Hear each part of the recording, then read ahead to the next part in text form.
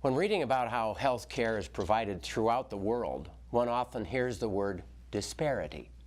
Coming from the Latin word paritas and related to the word parity, both meaning equal and balanced, disparity emphasizes the imbalance of things.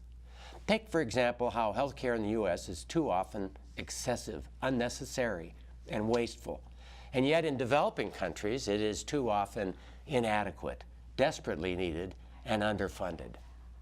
In the United States, we spend more than $8,000 per person per year for health care, and too much of this is from repetitive, unneeded tests, defensive medicine, unproven surgical or medical intervention, inflated pharmaceutical costs, polypharmacy, outright fraud, or, last but not least, bureaucratic oversight. Of the $2.5 trillion spent annually in the U.S. for health care, it's estimated that 20 to 40% is simply wasted. Money down the toilet for care that doesn't enhance health or decrease suffering.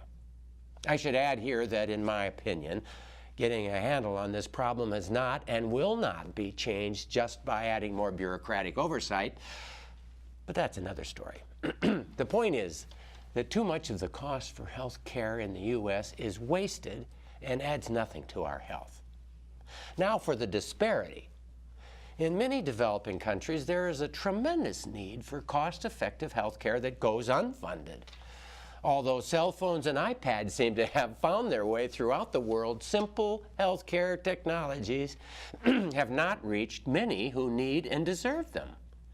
And although HIV/AIDS, TB, and malaria treatment and prevention have recently received some important funding, still, inexpensive and yet effective tools for monitoring and treating common basic medical conditions are left unavailable.